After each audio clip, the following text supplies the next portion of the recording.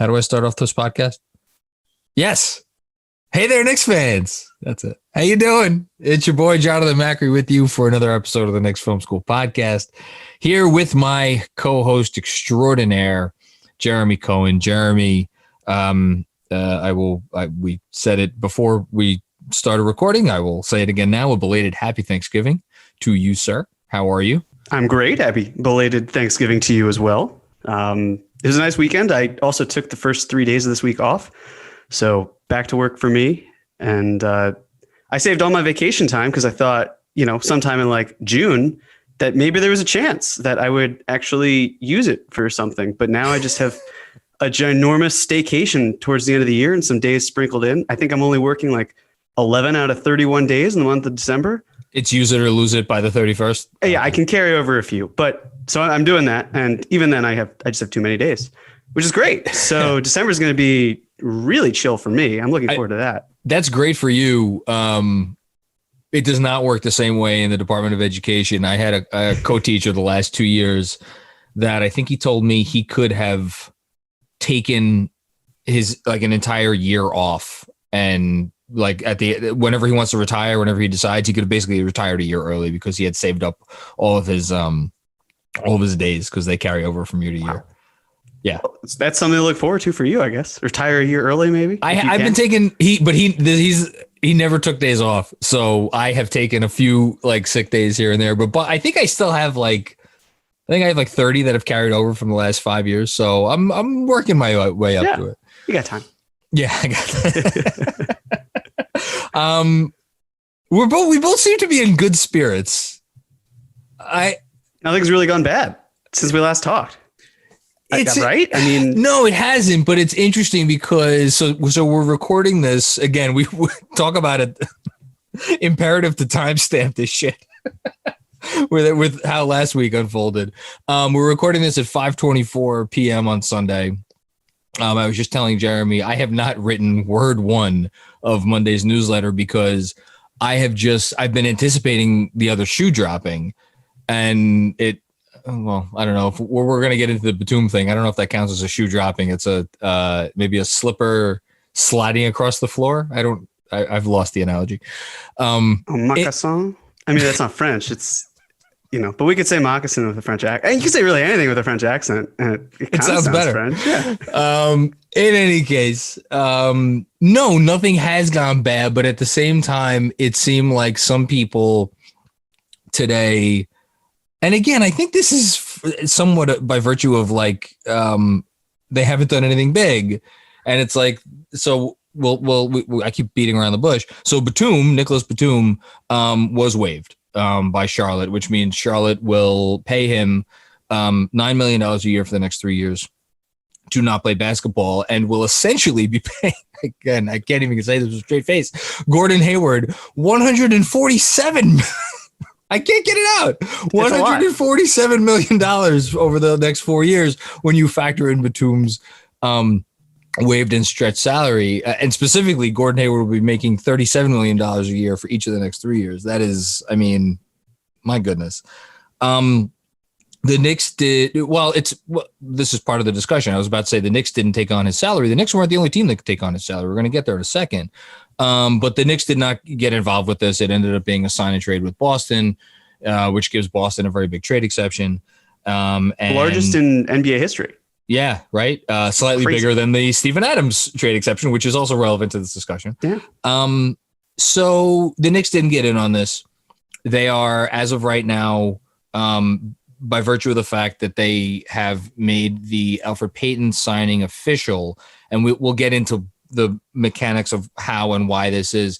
They are now down to $18 point something million in cap space, which is still a lot. It's by far the most in the league. I think the Kings have a few bucks because they didn't match Bogey, right? Or am I making that up? No, it's correct, but it's negligible. It's next to nothing. Yeah, it's next to nothing. So the Knicks still have by far the most cap space in the league. What they will or won't use it on is a matter of discussion. I will turn it to you, as I often do, for general impressions of what did happen, what didn't happen yet. Yeah, take it away. Sure. Yeah, I mean, it's the sort of thing where you would have liked to have taken on Batum for some sort of asset, of course. And the announcement of the Knicks signing Elfrid Payton kind of gave it away, that it felt like, all right, clearly they're not going to have the space they thought they were going to. And sure enough, a few moments later, it came out that the Hornets would rather literally like 30 seconds later. And so it's like, yeah, okay, cool. This is all falling into place. So if you're the Knicks, I mean, first of all, as you said, the Knicks weren't the only game in town here. In fact, I think that you could probably say that the Thunder were in a much better position because they just opened up the Steven Adams trade player exception. Can I ask you a question? Sure. Because I was looking for this and I couldn't find it. If in an imaginary world they had taken on Batum into that trade exception, that certainly would have put them over the cap for this year. The Thunder? Yeah. They're already over the cap. So they're in this weird spot where they haven't spent enough to be over the cap, but because they have enough TPEs and roster holds, or not roster holds, but the cap rights to these players, they're technically over the hold without physically being over it. So it's kind of odd. As someone put it, it's Schrodinger's cap, which is really funny. Wow, that's spectacular. For the 8 people who got that, it'll be worth it. But it would have put them, again, correct me if I may be wrong on this, wouldn't have put them like somewhat close to the tax, or is it not? They wouldn't have been that close, but I was doing the math earlier because truth be told, I had this not so much elaborate thing compared to last week, but it was like detailing some specifics. And fortunately, the Hornets were nice enough to waive Batum before I was able to make a fool of myself. So much obliged, Charlotte. Much obliged. Thanks, Michael Jordan. And it's the only time we'll ever say that on this podcast. Yeah, seriously. So in this case, for the Knicks, I mean, yes, as you said, they're left with the $18 million. I think one thing that complicated all of this is though the Thunder had that amount as their cap, their TPE, where they could absorb Batum, they're also dealing with a situation with Al Horford, who has not officially become a member of the Thunder. So if the Sixers wanted to say, we want Danny Green now, it would have actually complicated things because for what it's worth, the Thunder cannot aggregate Danny Green's salary with any other players because he was just traded from the Lakers. So you have to wait until early December, which is like December 8th. And that means that training camp, which is already pretty truncated, will have been a week's through. 1 week, and Danny Green wouldn't have been present, and he won't be present. So if the Sixers, say, we want Danny Green in the building right now before training camp, that means that the Thunder, instead of having to do some sort of deal that matches salary-wise, they have to take Al Horford into that TPE that they just acquired for Adams, and then they could figure out a way to send Danny Green as well. So that's, I think, one potential reason why maybe things crumbled, but if they didn't, then again, it's like the Thunder could just take Batum on without the Knicks or without having to send any salary, which is not what the Knicks were in a position to do. They had to send some sort of salary out. It's just a matter of, are you sending Reggie Bullock when, in my opinion, the asset you could get for Reggie Bullock at the deadline with, say, like a matching salary and a pick is probably a little bit better, if not at worst equal, to Batum and an asset going over to the Knicks. But the bottom line is that the Hornets didn't want to pay any assets to get rid of Nicholas Batum. Or you could look at it as like other teams didn't want Julius Randle, or the Knicks felt that what the Hornets were offering, which in this case, I mean, with the TPE with Boston, they traded, I think, 1 or 2 second-round picks. Like that may not have been worth it to the Knicks to acquire Batum. So, Boston traded seconds in the 2023 and the 2024 draft, and they got back a conditional second in the 2022 draft, which you could use your imagination. That second's never conveying. Right. So again, it's like the Hornets are, in this case, they're giving up $9 million or so a year to waive and stretch Batum's contract, and they're really not giving up anything to give Boston the largest TPE in NBA history. Which, I mean, one, I don't really know why they did that because they didn't have to. Boston. I don't know why the Hornets agreed to giving that TPE because they could have facilitated it another way, but they decided to do it. Picks. Yeah, I guess. If you're looking at probably it. They wanted 2 second-round picks. But because if you're Danny Ainge, you're like, So Danny Ainge clearly values this TPE, right? Which he probably won't use, and then we'll get to hear about how close he was to using it. I can't wait to traditional Boston leakage history. It's like, oh, we were so close to getting this great player with our TPE, largest ever, but just didn't work out. I'm just wondering who the hell does he want to use? Like, I can't even fathom the player, but whatever. We're getting too far afoul of what the point of this conversation is. The Hornets get something for their trouble, right? They get a couple second round picks. That's something. The more interesting part of this discussion for me is the OKC/New York angle, which basically it's like, okay, if because we're like Mark Berman had a tweet, and I'm going to have Mark Berman on the pod this week, and I'm sure we'll get into it, where he was basically like James Dolan didn't want to pay $23 million for a pick of some kind.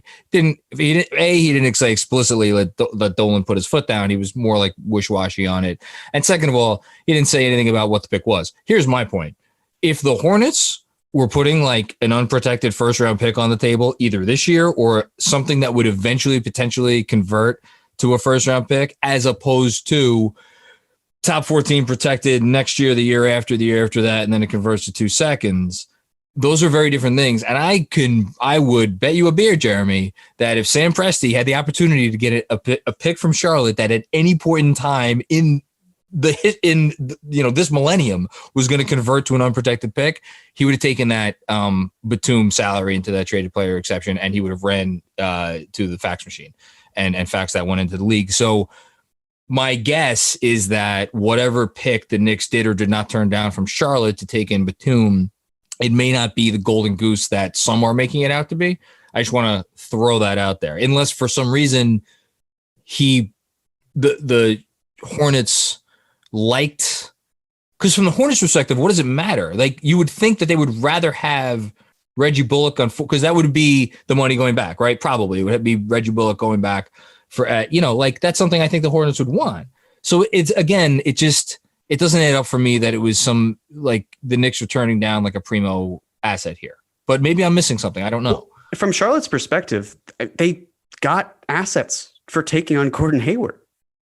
I mean, and they wanted him in the first place. So it's a win-win in their mind if they're comfortable with stretching Batum, which from even like a couple of weeks ago or a week ago, I guess, they totally were. They were very comfortable with that idea. And then they tried to work it out with other teams, clearly, because that's what the delay was in terms of the, I think, 8 days that it took from us to get to that initial report where Hayward signed to today. So clearly they wanted something out of this, and they're cool with that salary just being wasted away because they probably figure next year we're not, we'll have some cap relief as is. Zeller's off the books. Yeah, I was about to say it's Zeller, and I think that's it, right? That's I believe that's the big one. It is, right. But then, Rozier is not a great player by any stretch, but he's on an expiring contract. It's a large one, but maybe if you are from the perspective of Charlotte, you say, what if there's a way where we surround Rozier with better talent? That's what I'm thinking. He looks better, and then we can try to trade him for a matching salary, and we can add some of the assets, and we're more comfortable doing that because of the fact that we just netted 2 second-round picks. And again, those second-round picks don't mean a whole lot, but this is also a team. They're skid greasers. Right, exactly. They'll make things happen. And the Hornets are also at a deficit in terms of their second round picks, thanks to partially the New York Knicks. And I think they also don't have their 2023 pick. So they may not. From Charlotte's perspective, they might feel like they made out like bandits. I don't quite see it that way, but it's hard to say this was a negative move as long as they're comfortable with Batum being waived. Yeah. But from the Knicks perspective, it's just like, okay, well, we tried to get in there and we couldn't. And now we have $18 million. And it feels like there's egg on New York's face. I'm very curious to see if they do anything between now and the start of the training camp, or even the second week of December, because that's when a lot of these restrictions let up. But I don't necessarily look at it as a negative. And that's not me trying to shill for this front office. It's more just the fact that they haven't done something harmful with that cap space. And It's crazy. We have to look in that view, but I'm eager to see if there is that missing piece. If it's not, then, I just feel like there's certainly a front court logjam. I see a glaring hole at the one. I would like some of these things to be solved. And I know we'll obviously talk a little bit more about Randle and some of the other moves that were made, but it's a matter of how are you prioritizing assets and what's the right move versus, getting future picks or developing players on the court. It's a discussion that I think you have very differing sides on. So that's the thing is, and I was hinting at it to start the episode about there seems to be some consternation in the air today, some with the media, maybe some segments of the fan base. And again, this may come off as us being a bit of a shill for this new front office, but here's what I'm going to say in our defense. It's one thing to come to the defense of a front office that has shown no indication that they know what a chessboard is, let alone how to play the game.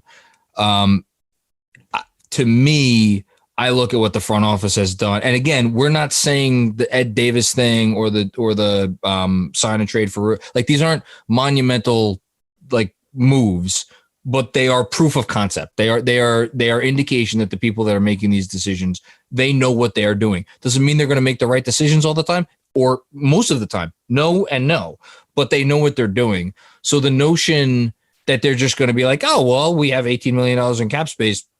Who knows? Maybe it'll come in handy at one point. Like, that's not what's going on here. I would proffer, feel free to disagree. I would proffer that much. To me, the question is, and you just hinted at it, is there a move coming now, or is there, let's sit on this for the time being, because again, it doesn't go bad. And yes, there's more competition today than there was yesterday because Boston has the exception. And as we talked about before, so does OKC. But, you look around the league, and especially, here's the other thing, the amount of fungible little salaries now that New York has spent the last 2 weeks signing, it really does put them in a very interesting position, because unlike, say, your Bostons of the world, or even your OKCs, who have either pieces that like nobody wants or pieces that they want to keep, New York has a bunch of these little pieces that's like, hey, we could use that guy. We could use that guy. If we're looking to dump this salary, we're at least getting something back that will help us. So I think to be like, oh, the Knicks are ending the offseason with this room they didn't spend is more than a little short-sighted, right? Yeah, I would agree. And again, this is coming from me, the person who said flat out, I would be surprised if the Knicks didn't get, I think I said towards 109, because of the fact that with agents and how that play is, but they've got 20 guys coming. We're not done yet. We're not. But the thing is, we still have 20 players on the roster. That's the max coming to camp. If Randle doesn't get moved, if Knox doesn't get moved, Bullock, Ntilikina, Dennis Smith Jr., whoever it may be, then yes, you're coming in with a huge amount, probably too much. And again, it's fine though, because you still can make those trades. I just would be, again, still surprised if nothing happens until then. But it's then this question of, say, who are you trading? Not necessarily who are you trading for, but who is going out the building. And to me, I mean, it's if you want to talk about Randle a little bit right now. I think it's a good. I'm sorry, I was just looking for the Mark Stein tweet, because what I was gonna you just reminded me of something about you would be surprised. Like, I think we both would be surprised if something else doesn't get done. Training camp starts 2 days from right now. But it doesn't, because, and that's what I was looking for. The first 5 days of this aren't really training camp. They're not 5-on-5s. You're not running scrimmages. You're not from the gist of what we've been told, you're not instilling offenses, besides the fact that the Knicks have already done some of that in the whatever they did 2 months ago or 3 months ago. It's like one-on-one drills, right? For the first 5 days. That's essentially what we're talking about here. So really, you want to have your team set by December 6th, I think, is the day. And we're sitting here, it's not even December yet. So I think when we're like, to me, it is still dangerous for us to be like, these are the 20 guys that are going to, they're going to have to make decisions about, whatever. Let's talk about Randle. I'm going to actually, before we get, because there's so many directions we could go on Randle. Do you think that they want to keep him heading into the season? Not really. What? I mean, listen, so my viewpoint is there's really not a future here for him long term. Obviously, that is a point. He's the highest paid player on the team. He's got $4 million in guarantees next year, which is not a huge issue whatsoever. But if you want to maximize the amount that you have, which again is already going to be pretty large, so you don't need to move him for that reason, but that's a nice amenity. The fact that the Knicks drafted Toppin, and he's 22 years old, he's not some younger project, leads me to believe that, again, you can't play Randle and Toppin together unless you're shifting Randle to the 5, and I still don't want to see a Randle-Toppin combination. Well, I thought you were going to say Toppin and Randle at the 3 and the 4, which, by the way, can the person who, like, someone out there who maybe not is listening to this, if you thought of that, like, shut it down. Just shut it down. It's. I know the East is big, man. I know we got Woody back, but just shut it down. Big. Yeah, I'm with you. So it's getting bigger by the day. Dwight Howard, they got Dwight Howard. I saw a proposed Philly starting lineup with Dwight Howard at like the 4. Yep. Anyway, sorry. Obi Toppin's not playing the 3. Sorry. Continue. Sorry. And I think the big thing with Randle right now is there's the side of just get rid of him if you can, trade him for some sort of matching salary, especially if you can add it to your backcourt. That would balance things out nicely. And the other idea is hold on to Randle because his value could increase. And I just want to talk about the second point because for me, Randle's a known commodity. Yes, he has never been with a coach quite like Tibbs. If you look at the coaches he's had, they've all been either mediocre or just very subpar. Mike Miller's great, but he's also coaching on the sidelines as not the head coach. So he's not on Tibbs level. He's just not. But this idea that if you get Randle, he's going to substantially increase the package offer. What are we talking about? We're talking about like a 2nd round pick. Are we playing Randle ahead of Obi Toppin in the hopes of flipping Randle for maybe a better 2nd round pick? I just don't quite understand it. And I get it. I don't hate the man. It's also his birthday. So happy birthday, Julius. Happy birthday, Julius. Please don't block me. Here's why I'm going to talk about trading you. It's this just idea of he's basically a stone's throw away from 20 and 10. And I saw some people online actually advocating for cutting Randle from the team. And come on. It's just absolutely absurd. You don't cut that dude and you don't have to. Here's the other thing. I want Toppin to play ahead of Randle, but I can also see an argument for Toppin's got to earn this. He's coming in as a rookie. I want to see the 8th overall pick starting, no doubt. But you also look at the roster and you look at the fact that if the player who's, I guess, the point guard, if that's something like Frank, if it's Dennis Smith Jr., then you have probably Burks, I guess, in this case. You've got RJ, Toppin, and Mitch, hypothetically. That's a lot of youth. It's a lot of inexperience. It is. You want a little bit more in there in terms of experience. And having a guy who's 20 and 10, who actually had a positive net rating with Mitchell Robinson on the floor, it's something. It's something to consider. It's not ideal, obviously. Him and Robinson and Elford were world beaters. They were, but the other thing you could consider I'm not being facetious either. They're good. Their numbers are good. But for fans who also are tired of the Randle and Peyton connection, especially with RJ on the floor, if you start Randle and you have Elf coming off the bench, then you're eliminating that problem. And another thing you could conceptually do is you could say, all right, let's start Randle and we'll have Obi Toppin as the first guy off of the bench with 5 minutes in. It doesn't have to be this thing where we know that Tibbs likes to play his guys, but he also will have a short hook if there's someone who's not playing within the flow of the game and doing what he wants. So, again, I do want Obi Toppin to start, but there's something to be said of him fighting for that job because for me, it's also, if you're keeping Randle, it's less about improving his value to get him something good and more about making sure it doesn't plummet. And again, I know he's a known commodity, so you could say, well, how is that supposed to work? But there's something to be said, I think, conceptually about having a guy who's starting and trading him for matching salary in a 2nd round pick, even if it's into a backup role, then trading a backup for another backup. Yeah, I think 2 things I want to say. One, we do this as fans. We get really, really caught up in Obi Toppin has to start. If he doesn't start, it's a crime against humanity. I don't care whether he starts. I don't really care specifically how many minutes he plays. I mean, I want him to play at least 20 minutes a game, ideally, a little bit more than that. If he's playing a number that starts with a 2, and those are good minutes, and he's in situations where he could be successful if he plays well, that's all I care about. If he's starting, if he's not starting, I don't really give a shit. My whole argument for wanting to get rid of Randle, and I've been resistant to this until whatever I wrote it a week or two ago, was I don't think he will take kindly to having a reduced role. And I don't think he has that in him. Now, I'm not in that locker room. I have no idea what the conversations he's had with Leon Rose, with Kenny Payne, someone who coached him in Kentucky, with Tom Thibodeau.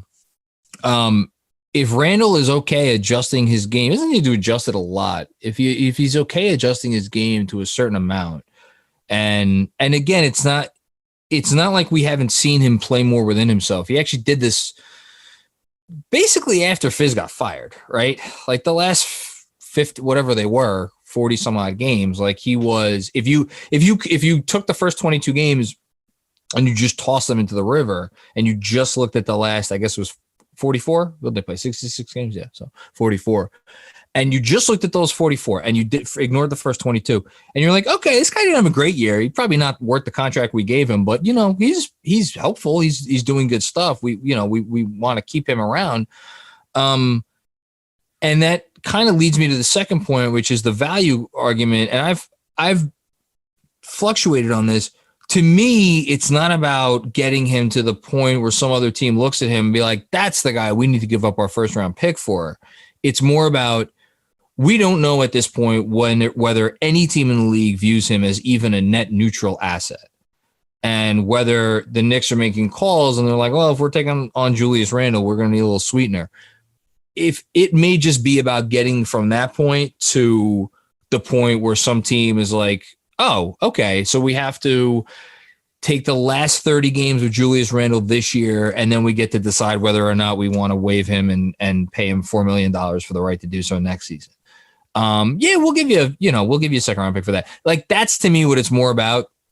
And the last thing I want to say on this, it's really easy for me and you to sit here and be like, we need to move on from Julius Randle. And I have said this and I have written this. You could go back and look. If you're the Knicks and you clearly want to not be putrid this year, and we have sat here on this podcast and agreed it may not be in their best interest to be as putrid as possible. I don't think it is in their best interest to be as putrid as possible. Then the idea of trading away, whether he's their best player or whatever, he is their most talented player in terms of what he is capable of doing on the offensive end of the floor. I don't think I said anything untrue there. That matters. That's a thing. That's real. So the idea of like, let's just get rid of him. It's one thing if you're swapping him for somebody else, similarly flawed player. Eric Bledsoe is the name that I'm sure we'll get into, that I thought of, but it's another thing to just be like, I want to move on from him and be done with him. And I think that's easier said than done, because at one point, right now, it's the only strength of their team is their front court. And yes, if you can weaken that but strengthen something else, that's one thing. But if there's no opportunity to strengthen that other weakness of the team, and you could go into this and be like, all right, we're weak in the front court. We need Dennis Smith Jr. to pop. We need Elfrid Payton to like do a little bit better, this and that. But at the very least, we know, worst case scenario, we're getting 96 good minutes from the 4 and the 5. Randle, Toppin, Noel, and Mitchell Robinson in some way, shape, or form. Like, that has some value, I think, to a team in the Knicks position. That's all that's my only response, I would say. No, I agree with that. And we had this conversation actually in the Strickland Slack channel, because Mark Berman talked about Randle as the Knicks' best player. And it was this idea of, well, is it Randle or is it Mitch? And my personal viewpoint is it's very close. Obviously, I think a lot of what Mitch does is based on potential. He's certainly impacting the game, especially from an advanced metric point of view. But it's also like, I think James Marceda talked about this. If you had 5 Mitches on the court and if you had 5 Randles on the court, then what's going to happen? Yes, obviously the 5 Mitches would be very good at defense, but you're going to have the 5 Randles who are able to create for themselves a little bit more. Yeah. And with Mitch, he's just not at that point. And Nor are any of the other Knicks, barring a mini leap from RJ Barrett. Right. Exactly. And, Randle, he's a very average player statistically in terms of what he's able to do. But he's also able to score and he's able to rebound.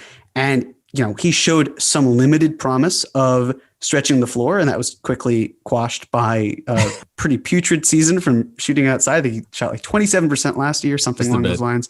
So again, I think it's almost like we're so close to Randle compared to other players. And we talked about this with Elfrid Payton, where the options were not that much better than Payton. And I don't mean to rehash that discussion. It's more just transitioning it to Randle, where it seems every year, because the team is so bad, we tend to find 2 or 3 guys to pick on, and we kind of look at their flaws, and whether we choose to or not, we can sometimes exploit them. And we can maybe say things that are just exaggerated. And I'm guilty of this with Randle. He was a maddening player to watch last year. Yeah, but partially because he is talented, and you felt like, my God, if this guy just got his head out of his ass, right? Yeah, that's part of it. And for me, last year was Portis, the idea of a $15 million man coming off the bench who, like, if you take a fourth of that contract, he's on a good deal.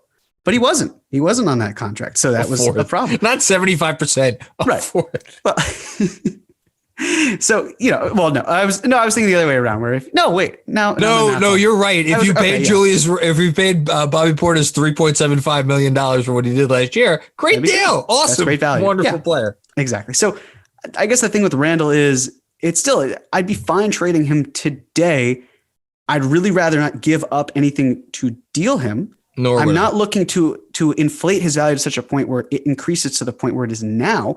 But I guess if it were between trading him and trading assets to get rid of him, or just keeping him, then the answer to me is pretty obvious. It's just a matter of how you balance out front court minutes, because Nerlens Noel only averaged about 13 minutes a game in OKC last year. So, this idea maybe that some others maybe have had of 48 minutes of rim protection. Well, that may not be very true. But that's the thing, right? Is because if Mitchell Robinson again has not shown the ability to play 30 minutes a night. So if they're penciling in Mitchell Robinson for, let's conservatively say, 28 minutes a night, and they're penciling in Nerlens Noel for another, what'd you say he averaged last year? 13, I believe. Something I can double check, but so if you up that to 14 even, so that gets us to 42 minutes a night. It's a 48-minute game. You want to play Randle 6 minutes at the center position. Just quickly, he played 13.7 2 years ago with OKC. Last year he played 18.5. So he upped his minutes a bit more. So well, I think there is a world where you're like, okay, let's say it's a night Mitch gets in foul trouble, and you can't run. Like there will be nights, because they have happened before and they will happen again, where Mitch picks up 2 fouls in the first couple minutes of the game, right? And then they're going to stick Noel in there, and Noel's going to need a breather at some point. Those are the opportunities where you're going to want to stick Randle as the backup 5, right? I guess my point is that there, I think, are enough Randle at center minutes out there for you to feel okay about him and Toppin sharing the 4, which takes away from Knox at the 4, which I realize is significant to me. It's significant because I still think that is his ideal position. That said, rightly or wrongly, I don't think this front office is sitting around here making decisions worrying about what is Kevin Knox's ideal position in the NBA. I think they feel like, listen, it's a kid's 3rd year. If he has it, he has it. If he doesn't have it, he doesn't have it. And if he has it, we will then make decisions to accommodate what he shows us, but it's not going to be the other way around. If I had to guess, just a guess, that's what I would guess. But as of now, I think they're looking at this as, we're going to give Knox the opportunity to fight it out for essentially backup minutes at the 3 behind RJ, who I think will play the 3. And I think you're looking at Rivers at the 2. I think you're looking at Quickly getting some minutes at the 2. I think you're looking at Burks in that mix as well. Did I miss anybody? No, I don't think I missed anybody, right? Frank's not playing on ball. Maybe he'll. We'll see what. But again, that gets us to the point guard position where it's like, okay, this team, and we kind of went through a version of this last week where we're like, this team could feel okay about itself, positions 4 and 5, definitely 2 and 3, maybe it's the 1. And that's what gets us back to, well, where's the trade? And at this point, we could just like, where's the trade? Other than New Orleans, do you see an obvious trade on the board, whether it involves Randle, whether it involves Frank, whether it involves whoever? I don't see it other than New Orleans. Unless it was, say, like Denver for Monte Morris, who's barely making anything. What does Denver want from us? Well, that's the thing. It would probably be some sort of second-round pick, maybe. Is Denver really going to weaken it? Like Monte Morris is. I know they've done other stuff this offseason. Right. Monte Morris is good. Well, that's the reason why they would do it, because of the fact that there is more of a logjam there. But if they don't, if they don't want to trade him for the sake of trading him, then they're not going to. They're only going to do it. Why would they trade him? Like, are they really going to trade him for the Charlotte pick next year? They might as well keep him, especially because I'm pretty sure. Well, I can't remember if he was a second-round pick. So injuries happen this season. Fucking COVID. It's like it's a lot. This is the season to hang on to your depth, right? Especially if they're cheap, which they are. And from the Knicks' perspective, if you're trying to focus on a point guard who can help you also get to the cap floor, not that you need to do that right now, Morris is not going to do that for you. In fact, if you trade something more, like if you traded salary out, which you probably wouldn't do because Denver doesn't really need it, you could, but then you would need more money to take in. So again, yeah, like other than Morris, the idea of someone who can actually play the 1, like I don't see Lonzo as a primary. I think he's a great secondary, or at least he's not going to be your half court point guard per se. He's really good in the catch and shoot. He's great in transition, but he's not going to be like your 1. And that's fine. But if you get that, then you still need to figure out a way to support that with someone else. Like you need to have someone next to Lonzo. And I feel like that doesn't really solve your problem right now. I agree. So no, I Bledsoe to me has always been the guy that made, like, Bledsoe for Randle straight up, Bledsoe for Frank, and Bledsoe and a draft asset for Frank and God. But if you're the Pelicans, my thoughts are, why are you trading Bledsoe? Because he can actually help them win. And that's something they're going to want to do, because look, I agree. Who's backing him up? It's Kyra Lewis Jr., who's a rookie. And rookie. It's funny. It's a similar situation to the Knicks have with the power forward position. They just drafted a kid high who is now stuck playing behind someone who, by virtue of their talent and their salary, is going to get minutes. Right? Yeah. But again, they have other players to prioritize. Like they've got Zion, they've got Ingram. You could argue that if Ball has a significant role, then he's ahead of them. For Lewis, it's kind of just like, all right, well, we want to develop him, but he's not a priority in the sense that the Knicks lack the level of talent that the Pelicans have, where Toppin is maybe more of a priority because of what they do. I should make that very clear. Kyra Lewis Jr. and Obi Toppin, I'm not like. Obi Toppin is supposed to walk in and be one of the 2 or 3 worst best rookies in the league from day one. Kyra Lewis is a long-term investment who may give you a little help in his first year, but like not in the same. So thank you for pointing that out. Yeah.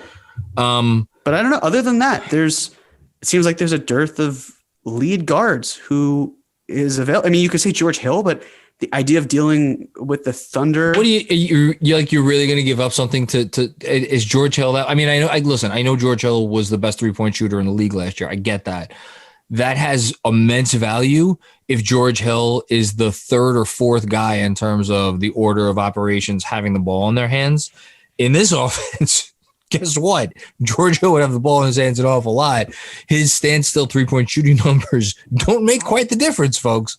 Unless you have RJ as a primary ball handler, which I don't know if the Knicks are comfortable. But then around and around we go, because if they're planning on having RJ doing a lot of the ball handling duties, right, and they still have Randle and they still have Toppin, who are going to handle the rock. I shouldn't say handle the rock. Who are going to have some of the offense go through them. Then, like, is it the worst thing in the world to have Alfred and DSJ and Frank be your point guard trio? I don't know. I don't think it can get that much worse than last year.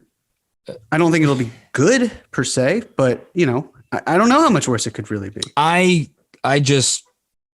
It's really interesting. If they go into this season with this point guard rotation, to me, it speaks to the fact, like, there was a lot of noise. People were very unhappy, a lot of yelling and screaming, but we know what we saw, and we are comfortable with Elfrid Payton running the show, given the upgrades in talent we have made elsewhere on the roster. That's to me what they would be saying, with a side dish of maybe Dennis Smith Jr. is ready to take the leap and be a guy who could give us 20 to 25 minutes of good point guard play, solid point guard play every night. And I'm going to get people yelling and screaming, how dare you not mention Frank? I don't know how many different ways I could say it. I don't think this team looks at Frank like a point guard. I just don't think they look at him in that way anymore. I hope I'm wrong. I would love for him to prove me wrong, but I'm not sure that he's necessarily. I mean, he was a good backup last year in terms of running the show, and he does all the other wonderful, beautiful things, which on a good team would stand out and be very valuable. But boy, there's a lot of competition for time on this team right now. So someone's not getting it. Yeah, and this. I'm sure maybe this is a good segue into our next conversation, but it seems like there was a lot of time and energy spent on your 14th, 15th, maybe even 17th man, which obviously as your 17th man has no effect whatsoever on your team because you can only roster 15 guys. You talking about Michael Kidd-Gilchrist? Yes. I mean, I was just mindlessly scrolling through Twitter and seeing people who were so upset at the idea of an Exhibit 10 contract for a very good defender. People are saying like, oh my God, well, he can't shoot. So how are we supposed? It's a fucking Exhibit 10 contract. He doesn't have to be on the team. It doesn't matter. And here's the other thing. Wait, hold on. It's 6:03. So we've been talking for about 53 minutes. We got our first Jeremy Cohen curse. Let's do it. Yeah. So again, the idea of Obi Toppin going up against a really good defender of bigs, not as much wings, but definitely with bigs. He's become more of a power forward as time goes on. The ability to surround him with that type of player, at least through training camp, is very nice. And also, just to go back really quickly, Toppin having to face defensively against Randle, who can actually do something with the ball. That's nice because we want Toppin's defense to improve a lot. Yes. And so that's a nice step in the direction. But for Michael Kidd-Gilchrist, again, it's like I don't care. I care about the fact that people are just so up in arms because it's like, are you that desperate to criticize a move that you're upset at the idea of Michael Kidd-Gilchrist in training camp? Or the fact like, yes, if he comes to the team, if he's on the team, we talked about how the Knicks have ranked in the bottom 15 in defense the last 15 of 16 years. They need improvements everywhere. Obviously, I want players to be better at shooting, but think about what we did last year, right? Last year, we said the Knicks signed Bullock, the Knicks signed Ellington. They're signing guys who can space the floor better, and they didn't really do that. Ellington had his worst shooting year of his career. Bullock was hurt and just was not himself, and then the season abruptly ended because of COVID. And now it's like, okay, well, we have added some shooting. We've added at least, some plus shooting in a player like Alec Burks. We've had some average shooting in Austin Rivers. Bullock is coming back, so you hope that he can be back to his old self. I forgot about Reggie before. That's my bad. That's fine. After, his injury and that he maybe, gets a little bit better. You've got Quickly, who's got a great shot. All of these things where I think Quickly's going to play. I do too. And he's a good defender. So this idea of just focusing on just the shot. It's like, guys, come on. Let's first look at an Exhibit 10 contract player who, if he makes the team, and it's possible he does because you could just. I think he's going to make the team too. It's this idea of, yes, obviously he's part of the Kentucky, CAA Kentucky, as I call it, or some Kentucky. I like it. So it's this sort of thing where I understand that you could look at this as the Knicks scratching the back of CAA and even Kentucky. But again, if he helps your players in practice, if he makes them better, that's something to be said. This is a guy whose minutes have been decreasing every single year for the last 2 or 3 years. They have. I know that's on a long track record, but there's clearly a sign here that he's not the type of guy who's going to be hogging so many minutes that it's like, what are our young players doing? But it was that, and it was also the fact when you see someone like Kenny Wooten being waived, going to Houston, all these other things where it's like, why do you care about a 15th man? Well, the because Knicks are also signing Jared Harper to the two-way contract. They're taking chances on young players. It doesn't matter. It shouldn't matter. The fact that we have to even engage this conversation is ridiculous because at the end of the day, you still have all of these players who are 23 and under, and you're surrounding them with a couple of vets who are on really good contracts who can be traded or they can just be cut. And it shouldn't be that significant. So it matters. That's my rant. No, it's a good rant, solid rant. I'll give it a 8.75. I'll take it. It matters because it's the Knicks, and as long as the Knicks until they prove otherwise, there will always be a presumption of shenanigans. To borrow Brian Windhorst podcast term, which I like. I like that term, shenanigans. And they have the worst record in the league percentage-wise since the turn of the century, so they get no benefits of any doubt. And that is fair. So I get all of that. My three things I want to say on Michael Kidd-Gilchrist are hopefully will be pretty quick. One, if we're a day before the season and we get a tweet from whoever saying the Knicks have waived Ignas Brazdeikis and Michael Kidd-Gilchrist gets their final spot on the roster, then I will, if that actually happens, I will host a call-in show and I will make time for every person who wants to call in, kneel and scream about it because it will be absolutely warranted. I don't even care what Iggy Brazdeikis becomes as a player. It's not something you do. Unless he's just like an awful human being behind the scenes, but we've seen no indication of that. That said, gets me to my second point. I have said this, I think, before on the pod. I have a text conversation with Yash and Bernard about this team and other things, in which it has been uttered before in that text conversation in regards to the Knicks, that the rot is in the walls.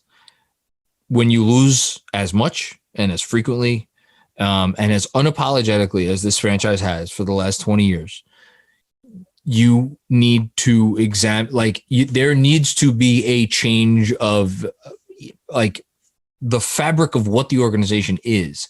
And that takes wholesale changes, both on the roster and behind the scenes. They've made a lot of changes behind the scenes, but changing the vibe, I say it sometimes, changing the juju in the locker room, that's massive.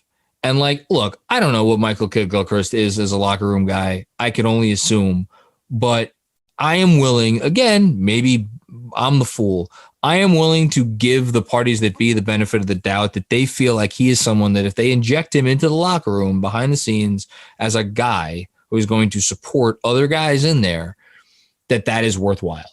And for your 20th roster spot in training camp, that is a worthwhile expenditure of assets. It's an NBA player. He's an NBA player. I mean, he's an NBA player. He's a former number 2 pick in the draft, documented hard worker, incredibly hard worker. Never had a bad word said about him. And then the jump shot, of course. Well, other than his jump shot. And then the third and final thing that I want to say in regards to the CAA and the Kentucky stuff, yes, there's the back scratching element to it. And I'd be naive to sit here and be like, oh, that doesn't play a role at all, because I'm sure it does. But there's two sides to that coin, right? Which is that when you know a guy, and this kind of relates to the last point that I made, when you have people in your organization who know a guy really well, you know what he is and you know what his attitude is every day. You know what he brings to the table. As opposed to when you're sitting there on June 30th and you're like, oh, we got to sign some guys. This guy's stats looks pretty good. Let's bring in him. And you don't know what you're getting. They know what they're getting. And maybe this is an irrelevant conversation because he gets waived in 3 weeks. But I think to just pinpoint the bad or the potential bad from this and not, turn it around and be like, well, let's look at the full picture is kind of silly. So that's what I want to say about that. Did you want to touch on the sign and trade aspect of the Rivers deal? Because I know you're into this shit. Sure. More than I am. So they signed and traded for, let me rephrase that. Houston signed Austin Rivers and then traded him to the Knicks on a descending salary, by the way. Yes. You liked this, I know. It's fine. Again, it's the sort of thing where I don't think that this is a losing trade by any stretch, because you're turning cap space into assets. But again, those assets are players that are just draft rights. It's not like you're getting picks out of them. And if these players who I think they're 33, 34, and 37 years old, and kind of the head scratcher for me, I guess, was trading Sanan because he's only 21 and his draft rights won't expire nearly as quickly. That's the thing, is that everyone was saying the Rockets wanted him. Right, because they knew something was going to expire. So this is the sort of thing where either the Knicks make something out of this by what could the Knicks get out of this? Well, what they could get out of this is by taking on some sort of bigger salary and sending the draft rights to a player, like hypothetically Sergio Llull, and getting a bigger salary back. And then that way they're not necessarily moving their own salary to another team that doesn't want salary in return. So they have that at their disposal. The question: how do you pronounce his name? That was beautiful. I think it's pronounced Sergio Llull. Yeah, I think so. That's great. Yeah. Well, by the way, the guy you're talking about is a phenomenal fucking player. Yes, I had forgotten for a second. That's why the Knicks wanted to do the sign and trade, because they wanted that dude. Partially. I mean, from what I've read, his game's fallen off a little bit because of injury and hasn't quite gotten back there. But when there was a point where he was the best point guard in Europe. So again, this is the type of deal where it's not going to be like, oh my God, Brock Aller strikes again, unless the Knicks turn around and take any of those players and use it to facilitate a bigger deal. The likelihood is this deal is just not going to matter. It's basically going to be akin to the Knicks signing Rivers using their cap space, but they're also maybe doing the Rockets the slightest of solids too, which is giving them the TPE that they never would have had. And, whether that matters in the long run or not, probably not. It probably doesn't have much of a bearing, but again, you never know. You don't. This is the type of deal where I just don't think the Knicks will lose from it. Hopefully they gain something from it. It's probably just going to wind up being neutral. It's fine if that's the case. They didn't give up anything unless it's Sanone, but they got, a couple others back. It's a nice indication that it's the margin moves that we've talked about before. It's the little things that they could have just signed Rivers, but instead they got something, and that something could be nothing eventually, but right now it's better than nothing. Yeah. By the way, what I was laughing at a few minutes ago was Berman has posted his latest article. The title of the article is Knicks Obi Toppin steal similar to Kristaps Porzingis surprise, NBA expert.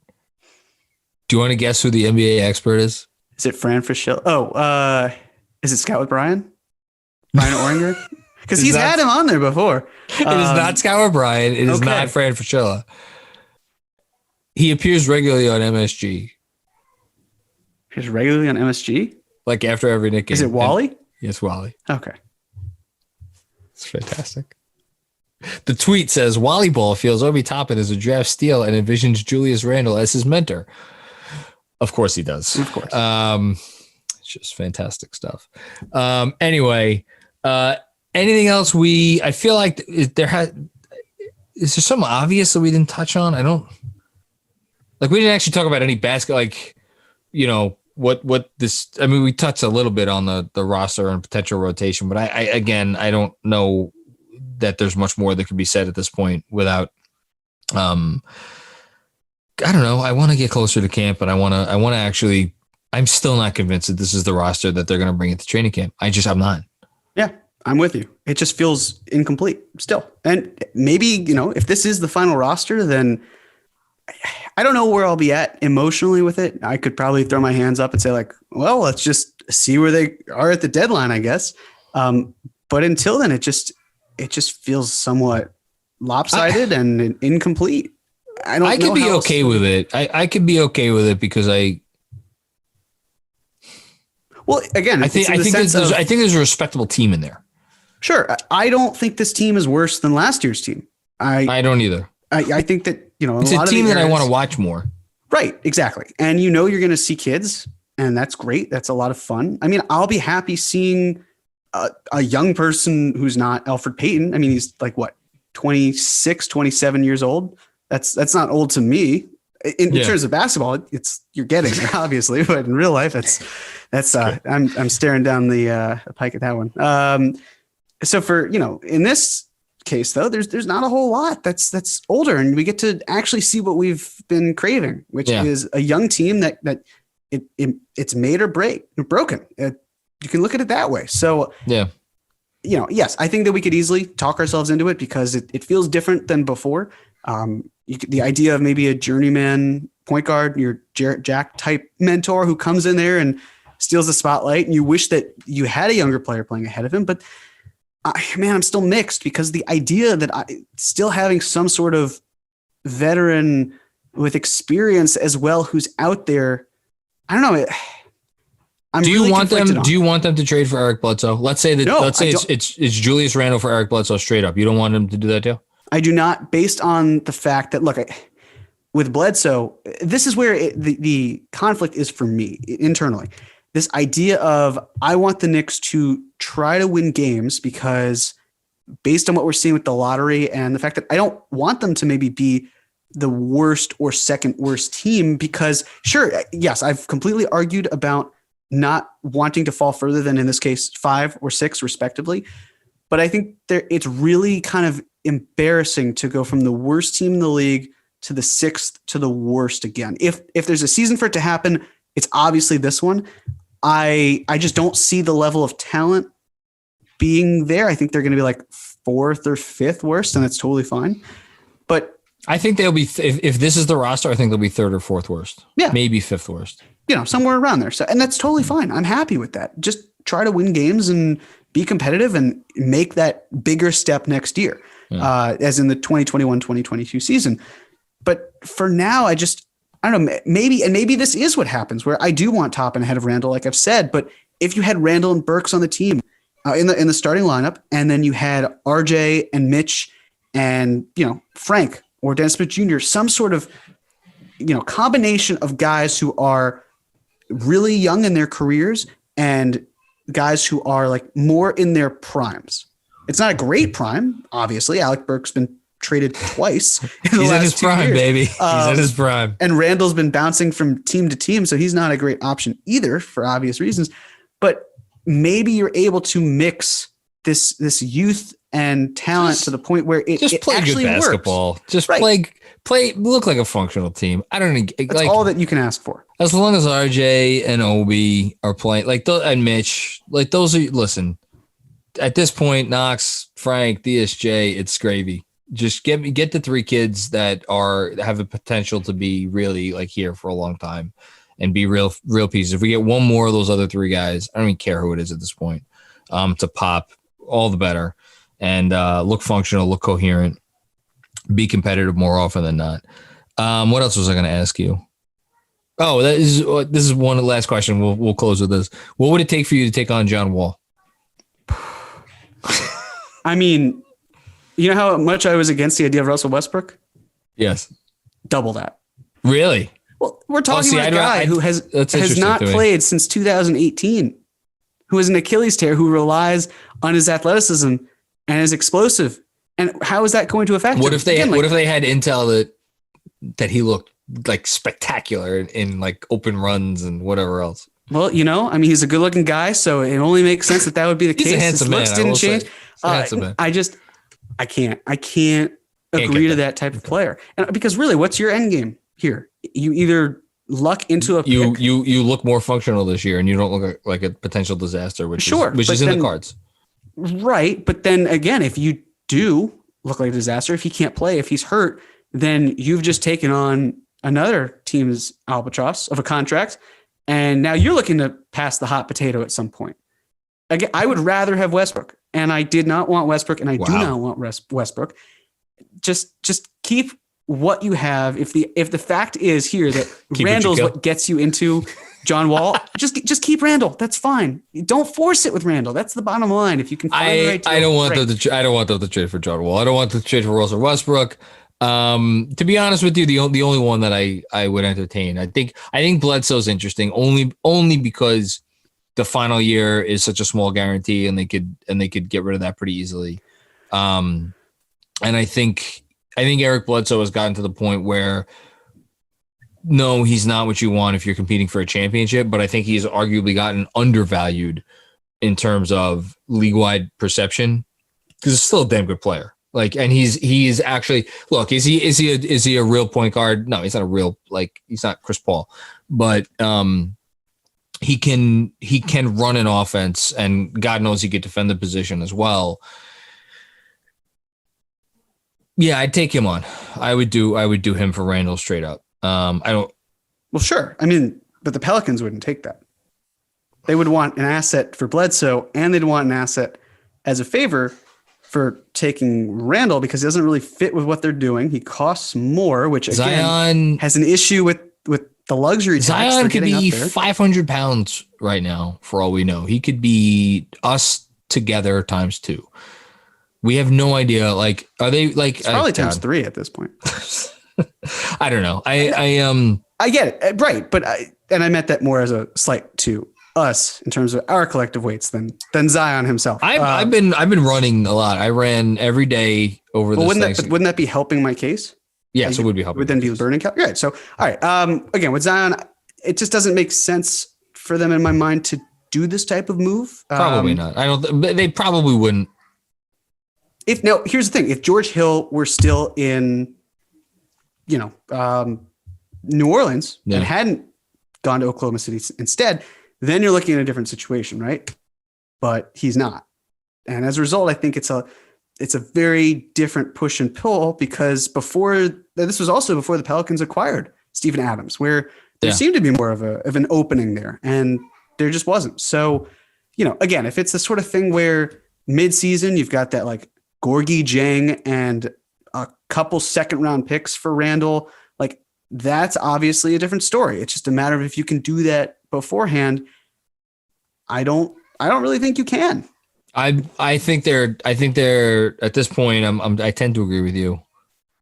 I still don't think this is I think there's another move coming. I don't know. No, we're in agreement on that. It's just a matter of but I don't know what it is. There's no to make. You're right. There's no obvious move. There's no obvious move on the board. Now, the other benefit, of course, is, and this is also like, we know this season, right, that there are probably going to be more injuries than not. We could see the bubble as an example. Yeah. We could see the strike shortened season as another example where guys are going to get hurt a little bit more than they would in a normal season. Just True. Based on how everything's being truncated and games and travel and everything. So this idea as well of if a player gets hurt, especially if he's on an expiring contract and he's out for the season, the team that has that player is absolutely going to look to move that contract because what good is that contract? Yeah. So then you're looking at a situation with the Knicks where let's say that hypothetical player is making, I don't know, like $25 million and the Knicks need to send something back. They could absorb that salary and then send 7, 8, however much the matching rules are. And then the other team sending that bad salary of that injured player can send back something as a thank you for taking on that effectively dead salary. Yeah. And also for getting something in return that's potentially valuable, like an Alec Burks type player. So see, the other thing is like, teams are not going to, will be loath to trade away picks. They don't know where those picks are going to be as we get further along into the season and the team has a better idea. Like, okay, we're going to make the playoffs. Our pick is only going to be in like whatever range. I think it gets more interesting. And man, I've already started watching. I watched some Kentucky basketball today. I watched me a little BJ Boston, Terrence Clark. Definitely some. It's gonna be, this draft is legit and it's gonna be deep with guys who are you're gonna want on your team. All right, we've been talking for long enough. Of course, we're gonna probably stop recording this. It's now 6:25. I can't shake the. They're going to do something else. I don't know what it is, but they're going to do something else. Anything else you want to say before we get out of here about this team? About anything? God, no. No, I don't think so. I think that's about it. But yeah, I'm with you. I keep saying it feels incomplete. So we'll see. Something's going down. All right. Thank you, everybody, for listening to another episode of the Knicks Film School Podcast. As a reminder, if you listen to this podcast as a podcast and you want to see come in and say hi. Yeah, you can say hi. Don't come. I'll say when you can come. I can't come? I'll say when you can come. Okay. That was my daughter. That wasn't my wife. If my wife talked to me that way, that would be unfortunate for all parties involved. Yeah. And if you if you want to see our ridiculous expressions and other nonsense. Check out the brand new relaunched Knicks Film School YouTube channel, which you can find by, I think, just typing Knicks Film School into the search bar of YouTube. And there's a whole bunch of stuff, clips, little clips, big clips, every kind of clip from all the podcasts, as well as some new fun stuff that will be going up this week featuring me and Chris Prosiainen, which I'm very excited about. And the mustache is thriving. In case you're listening, it's getting better. Just listen. Click on the YouTube link for the mustache. Just the mustache. Yeah. Jeremy's. I got a haircut too. You look great. I need a haircut, which is why I'm wearing a hat today. You can see my hat. You can see my JR trying to get the pipe T-shirt, which I'm very proud of. One of these days you might see my cat. So it's really a win-win. One of these days, I'm going to get my daughter on here, but not today. All right, that's it. Thanks you for listening, everybody, and we'll be back with you with another episode very soon.